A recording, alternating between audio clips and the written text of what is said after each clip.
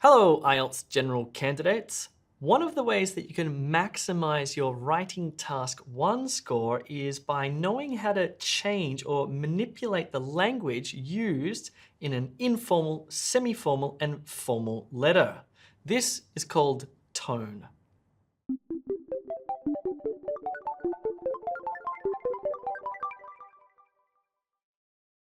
Before we look at the 8 different ways that you can change your language to indicate tone, we need to understand the difference between formal, semi-formal, and informal letters. So what does formality mean in terms of language? Let me give you a quick and easy analogy so that you can understand this.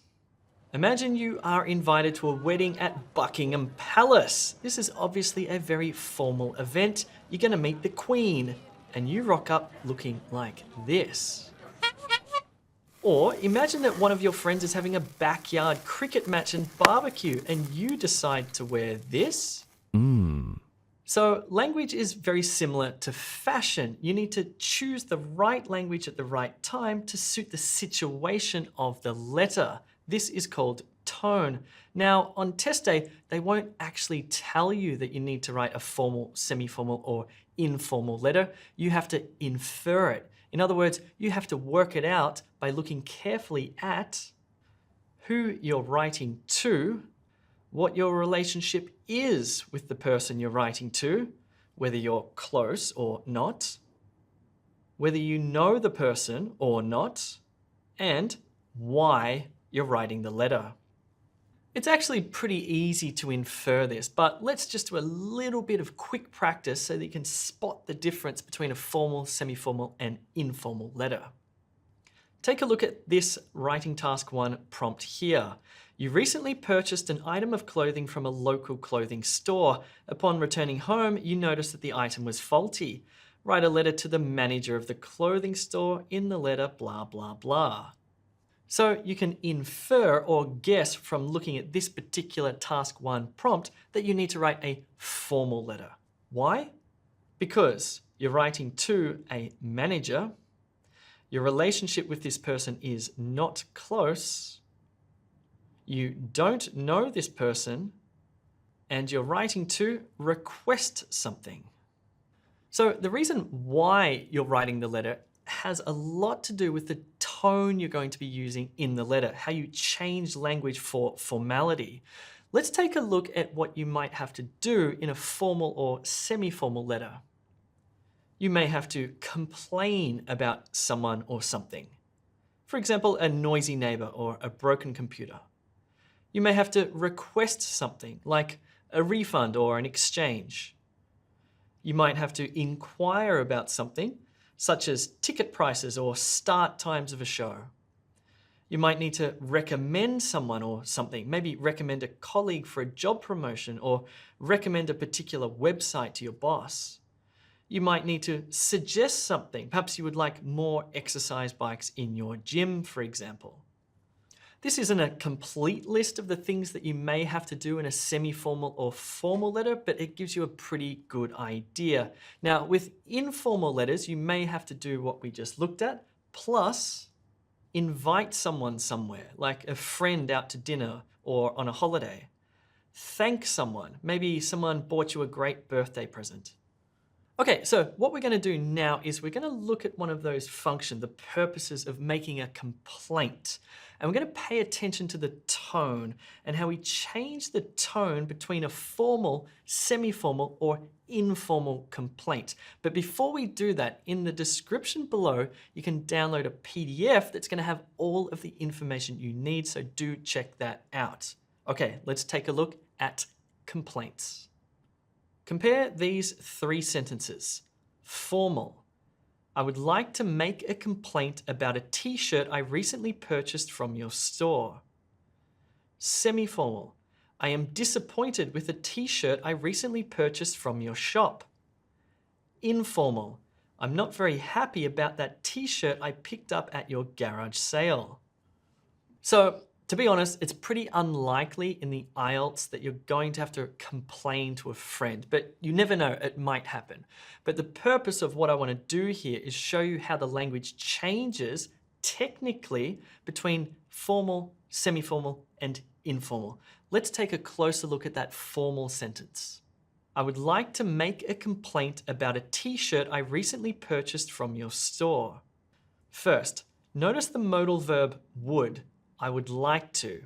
Formal writing often contains the modal verbs could and would. Second, notice the noun complaint. Make a complaint. Because this is formal writing, I've used a noun instead of a verb. Put another way, I have used the word complaint and not complain. Third, notice the word purchased. Can you think of a simpler synonym? What about bought? When we compare purchased versus bought, you can see that purchased is more formal vocabulary. Let's now take a closer look at that semi-formal sentence that I wrote. I am disappointed with the t-shirt I recently purchased at your shop. This sentence is a little less formal than the one we just looked at, but it isn't informal either. I mean, you probably wouldn't say this to a friend.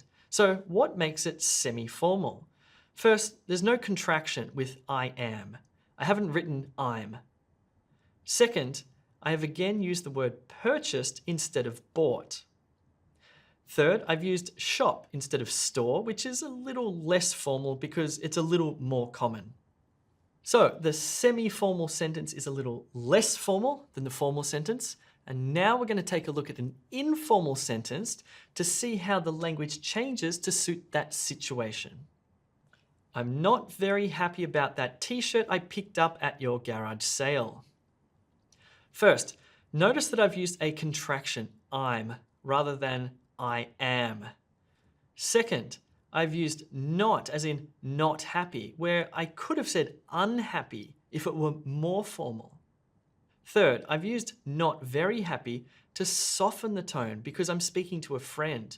There is a difference between I'm not happy about and I'm not very happy about. It makes it a bit friendlier.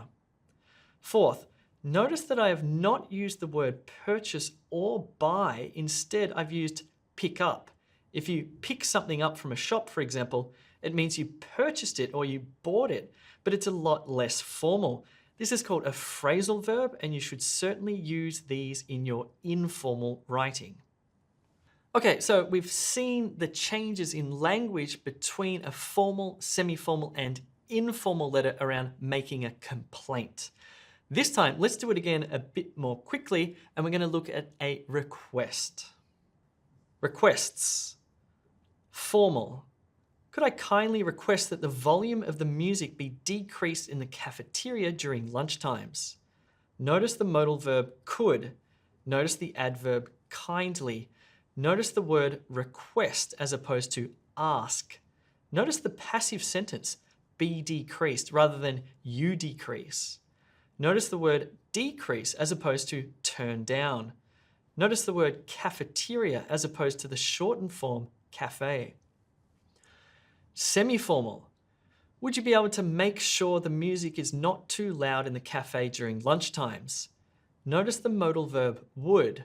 Notice the phrase be able to. Notice the phrase make sure. Notice the phrase not too loud.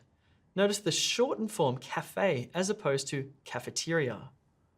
Informal. Can you please turn down the music in the cafe during lunch? Notice how direct this question is. Can you please? Notice the phrasal verb turn down as opposed to decrease. So I've pointed out a number of different ways that you can change the tone to suit the situation, or in other words, match the right level of formality. Now, there are actually 8 things that we looked at, and if you want, you can download that list from the description below. In this PDF, you'll see the 8 do's and don'ts of formal language and tone for IELTS General Writing Task 1. You'll see how to use personal pronouns in formal, semi-formal, and informal letters, as well as directness, active and passive sentences, modal verbs, word choice, noun or verb, contractions, as well as adverbs. Let's go through them one by one. Number 1, personal pronouns like I, you, he, she, we, or they. In formal letters, you should avoid personal pronouns where possible, but of course you must use them sometimes. For example, could the volume of the music be decreased versus could you decrease the volume of the music? In semi-formal letters, you can use these personal pronouns or not, depending on what you're trying to say.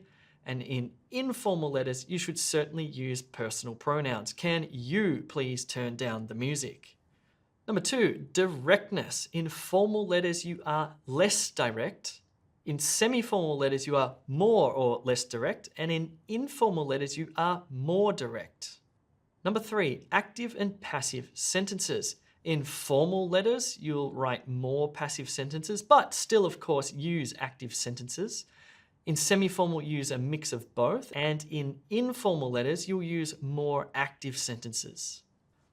Number 4, modal verbs. In formal letters, you'll use could and would. In semi-formal letters, you'll use a mix of all. And in informal letters, you'll probably use can and will.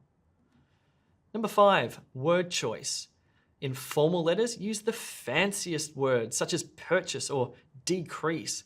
In semi-formal letters, you use the mid-range words, such as buy, or the fancy words, such as decrease. But in informal letters, use the phrasal verbs, such as pick up or turn down. Number 6, so in formal letters, use the noun form if possible, like complaint, request, requirement, recommendation, suggestion, or invitation. In semi-formal letters, you use either or a mix. And in informal letters, try to use the verb form if possible, like complain, ask, need, recommend, suggest, or invite. Number 7, contractions. In formal letters, avoid contracting words. Same in semi-formal letters. And in informal letters, use contractions, such as I'm, or it's, or doesn't. Number 8, adverbs. In formal letters, use adverbs to soften language, such as kindly or quite. In semi-formal letters, use a mix of formal and informal adverbs to enhance the meaning. And in informal letters, use adverbs to make language friendlier, such as very or really or pretty, like pretty good.